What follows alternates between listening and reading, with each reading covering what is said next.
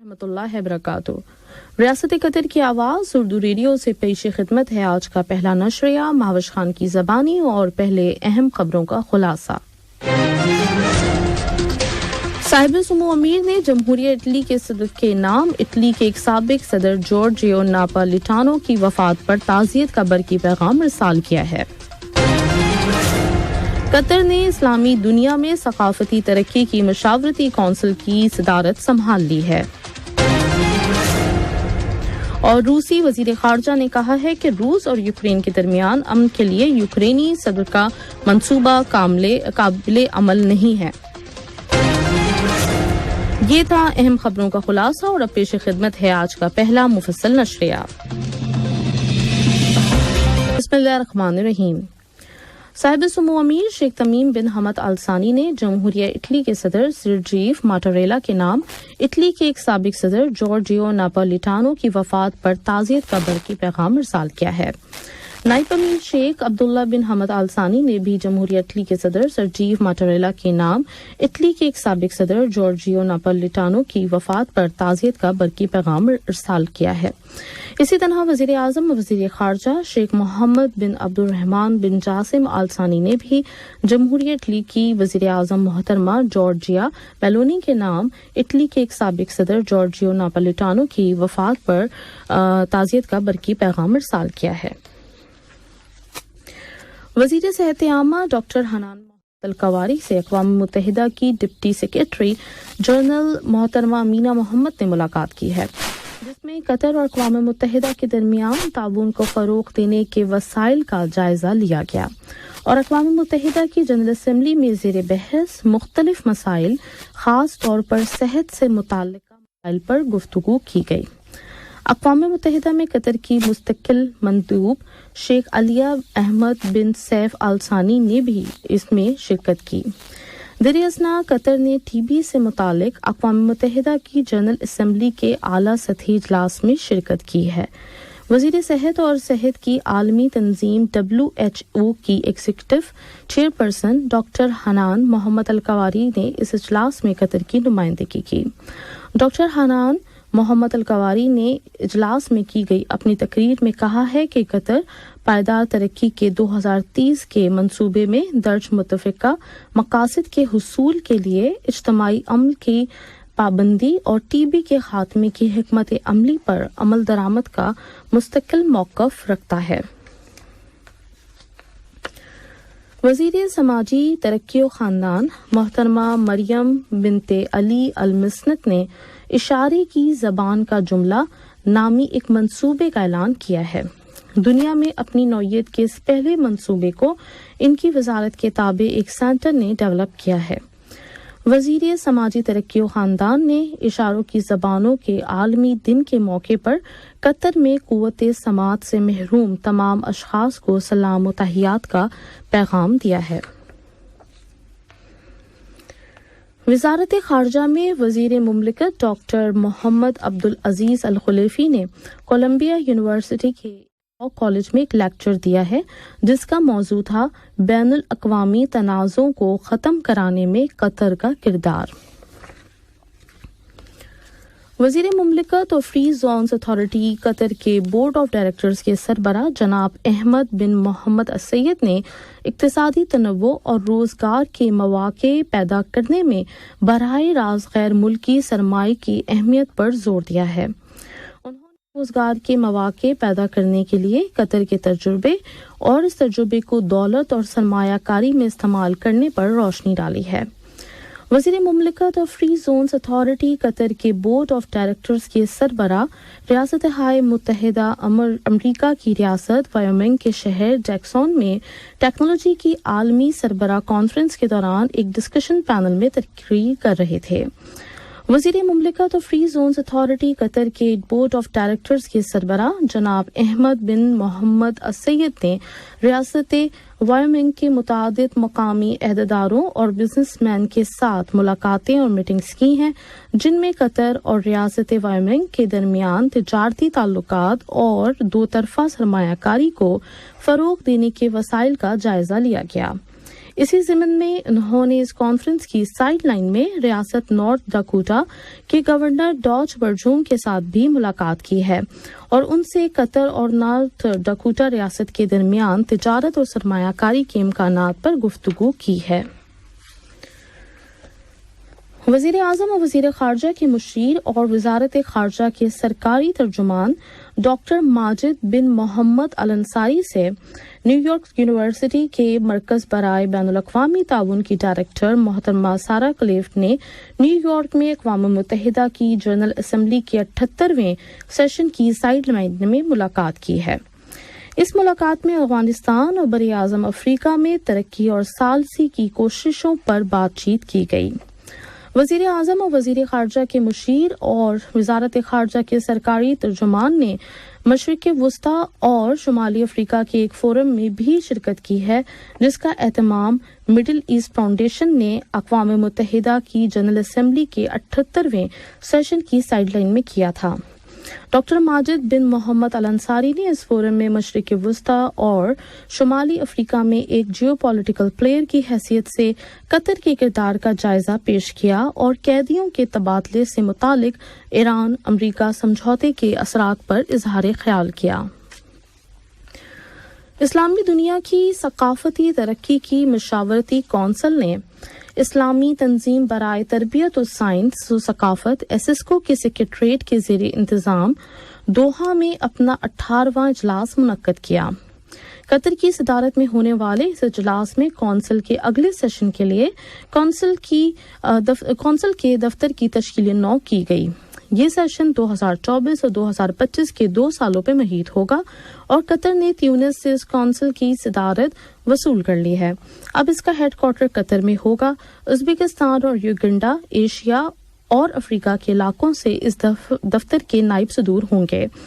قطر کی جانب سے کونسل کی صدارت سنبھالے جانے کے بعد یہاں کی وزارت ثقافت کے معاون انڈر سیکرٹری برائے ثقافتی امور ڈاکٹر غانم بن مبارک العلی نے اپنی تقریر میں قطر اور اسلامی تنظیم برائے تربیت و سائنس و ثقافت ایسیسکو کے درمیان مثبت تعامل اور انٹریکشن پر زور دیا ہے کہ قطر اسلامی دنیا میں مشترکہ ثقافتی عمل کو فعال کرنے میں اس تنظیم کے کردار پر یقین رکھتا ہے۔ غزہ کی پٹی کی تعمیر نو کی قطری کمیٹی کے سربراہ سفیر محمد العمادی نے بتایا ہے کہ قطر ڈیولپمنٹ فنڈ کے تعاون سے یہ کمیٹی آج اتوار کے روز سے غزہ کی پٹی کی سفید پوش اور نادار فیملیز میں نقد امداد کی تقسیم شروع کر رہی ہے۔ سفیر محمد العمادی نے بتایا ہے کہ پٹی کی تقریباً 1 لاکھ سفید پوش فیملیز میں سے ہر ایک کو $100 ادا کیے جائیں گے۔ مقبوضہ فلسطین میں ہی غزہ کی پٹی کا محاصرہ ختم کرانے کی بین الاقوامی مہم کے زیر انتظام ایک مظاہرے میں شریک 10 فلسطینیوں نے اسرائیل کی جانب سے سال 2007 سے غزہ کی پٹی پہ مسلط کیے گئے محاصرے کے خاتمے کا مطالبہ کیا ہے۔ غزہ کی بندرگاہ میں کیے جانے والے اس مظاہرے میں شریک لوگوں نے ایسے پلے کارڈز اٹھا رکھے تھے جن پر یہ مطالبہ تحریر تھا کہ اس اسرائیلی محاصرے کو ختم کرانے کے لیے بین الاقوامی مداخلت کی جائے۔ اس اثنا میں قابض اسرائیلی فوج نے اعلان کر دیا ہے کہ گزشتہ کل ہفتے کی شام سے کل پیر کی شام تک پورے کا پورا مغربی کنارہ اور غزہ کی پٹی کی تمام گزرگاہیں یہودیوں کے یوم غفران کے موقع پر بند کر دی گئی ہیں۔ متعدد قابض اسرائیلی فوجیوں نے جنوبی لبنان کی بلو لائن کی خلاف ورزی کرتے ہوئے لبنانی فوج کے گشتی دستے کی جانب اسموک بم پھینکے ہیں۔ لبنانی فوج نے اپنے ایک بیان میں بتایا کہ قابض فوجیوں نے انخلا کی لائن کی خلاف ورزی کا ارتکاب کرتے ہوئے لبنانی فوج کے اس گشتی دستے کو اسموک بموں سے نشانہ بنایا ہے جو وہاں مٹی کی رکاوٹ کو ہٹانے والے ایک ٹریکٹر کی حفاظت کر رہا تھا۔ قابض فوج نے انخلا کی لائن کے شمال میں بسترہ کے علاقے میں آ کر مٹی کی رکاوٹ قائم کر دی تھی۔ بیان میں مزید بتایا گیا کہ گشتی دستے نے جواب میں قابض فوجیوں کی جانب سے آنسو گیس کی شیل پھینکے اور قابض فوجی وہاں سے نکل جانے پر مجبور ہو گئے۔ روس کے وزیر خارجہ سرگئی لاوروف نے کہا ہے کہ روس اور یوکرین کے درمیان امن کے لیے یوکرین کے صدر ولادیمیر زیلنسکی کا منصوبہ قابل عمل نہیں ہے۔ روسی وزیر خارجہ نے اقوام متحدہ کے سیکرٹری جنرل انطونیو گوتریش کی جانب سے روس کے ہاتھوں یوکرینی بچوں کے اغوا سے متعلق دیے گئے بیان کا ذکر کرتے ہوئے کہا کہ یہ بیان ایک سرپرائز ہے جس کی کوئی دلیل نہیں ہے۔ انہوں نے مزید کہا کہ اقوام متحدہ کو کسی طرف جھکے بغیر غیر جانبداری کے ساتھ کام کرنا چاہیے۔ سرگئی لاوروف نے کہا ہے کہ روس نے اناج لے جانے کے لیے بحر اسود پر جو پرامن گزرگاہیں کھولی تھیں انہیں روسی بحری جہازوں کے خلاف ڈرون کشتیاں بھیجنے کے لیے استعمال کیا گیا ہے۔ انہوں نے کہا کہ روس نے اناج کے سمجھوتے پر دوبارہ عمل درآمد کے لیے اقوام متحدہ کے سیکرٹری جنرل کی تجاویز کو مسترد نہیں کیا، لیکن یہ تجاویز غیر حقیقت پسندانہ ہیں۔ اور اب کھیلوں کی خبریں۔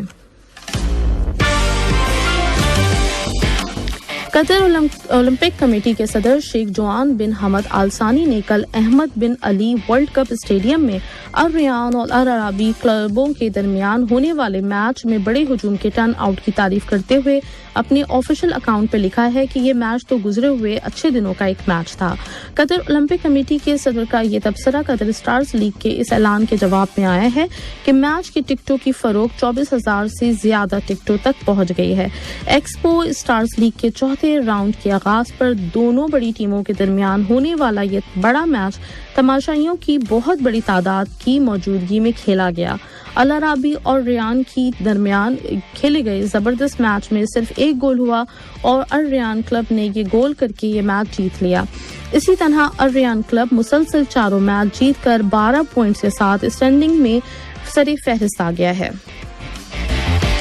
ایکسپو اسٹارز لیگ کے کل کے دوسرے میچ میں سلال اور الاہلی کے درمیان قطر اور اسد کے درمیان ایک ہی وقت میں کھیلے گئے۔ اسد کلب نے قطر کلب کو 1-3 سے شکست دے دی اور اسی نتیجے میں یعنی 1 کے مقابلے 3 گول سے سلال نے الاہلی کو مات دے دی۔ آج کے تینوں میچ بھی کوئی کم سنسنی خیز نہیں۔ آج الدوحیل کا مقابلہ غرافہ سے ہوگا، المرخیہ کلب الوکرہ کا مقابلہ کرے گا، جبکہ موئزر اور الشمال کلب ایک دوسرے پر بازی لے جانے کی کوشش کرتے نظر آئیں گے۔ چین کے صدر شی جن پنگ نے کل ہفتے کے روز چین کے شہر ہانگ چو میں 19ویں ایشین گیمز کی آغاز کا اعلان ایک ماحول دوست تقریب میں کیا ہے۔ اس اعلان کے ساتھ ایک ایسے ٹورنامنٹ کی ابتدا ہو گئی جس میں 12,000 کھلاڑی حصہ لے رہے ہیں۔ افتتاحی تقریب ایسی فضا میں شروع ہوئی جس پر چکا چوند کر دینے والی روشنیوں کا غلبہ تھا اور ماحول دوست ٹیکنالوجی کے استعمال نے بہت خوبصورت ماحول بنا دیا تھا۔ افتتاحی تقریب میں 45 ملکوں کے وفدوں کا چینی انداز میں استقبال کیا گیا۔ قطر 185 مردوں اور خواتین کھلاڑیوں پر مشتمل ایک وفد کے ساتھ اس ٹورنامنٹ میں حصہ لے رہا ہے اور اس کے کھلاڑی 27 کھیلوں میں حصہ لیں گے۔